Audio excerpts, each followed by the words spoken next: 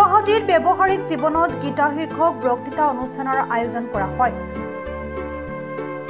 উত্তৰ পূৰ্বাঞ্চল লোক কল্যাণ পৰিষদৰ উদ্যোগত আৰু দৌলগোবিন্দ মন্দিৰ পৰিচালনা সমিতিৰ সহযোগত আয়োজিত বক্তৃতা অনুষ্ঠানত মুখ্য বক্তা হিচাপে উপস্থিত থাকে ৰাষ্ট্ৰীয় স্বয়ংসেৱক সংঘৰ ক্ষেত্ৰ প্ৰচাৰক বশিষ্ঠ বুজৰ বৰুৱা। ডক্টৰ ভাস্কৰজ্যোতি শৰ্মাই আধৰুৱা অনুষ্ঠানত সভাপতিত্ব কৰে দৌলগোবিন্দ মন্দিৰ পৰিচালনা সমিতিৰ সভাপতি ৰাতুল বৰুৱাই। গীতাৰ আধ্যাত্মিকতাৰ বাণীয়ে আমাক শৃংখলাবদ্ধ জীৱনৰ বাট প্ৰশস্ত কৰিব পাৰিব বুলি বুজৰ বৰুৱাই তেওঁৰ ভাষণত কয়। উত্তৰ গুৱাহাটীস্থিত দৌলগোবিন্দ মন্দিৰৰ প্ৰেক্ষাগৃহত অনুষ্ঠিত বক্তৃতা অনুষ্ঠানত শতাধিক লোকে অংশগ্ৰহণ কৰে।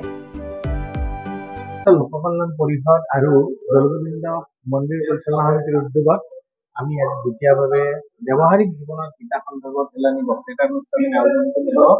আমি এইটো শ্ৰদ্ধা কৰিম। আজি প্ৰথম বক্তৃতা অনুষ্ঠান ৰাষ্ট্ৰীয় স্বয়ংসেৱক সংঘৰ ক্ষেত্ৰ প্ৰচাৰক বশিষ্ঠ বুজৰ বৰুৱা ডাঙৰীয়াই আজি বক্তব্য আগবঢ়াইছে।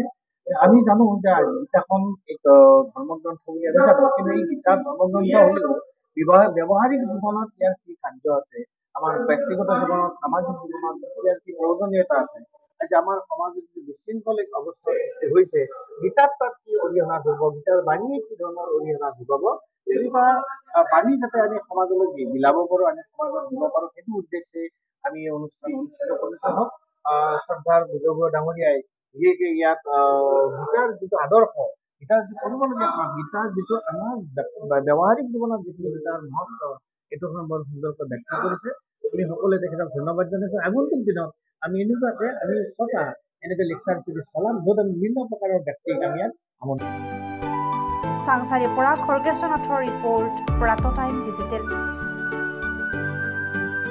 শদিয়াৰ পৰা ধুবুৰীলৈ, বৰাকৰ পৰা ব্ৰহ্মপুত্ৰলৈ সকলোৰে মাজত চিনাকি এটা নাম প্ৰাতঃ টাইম।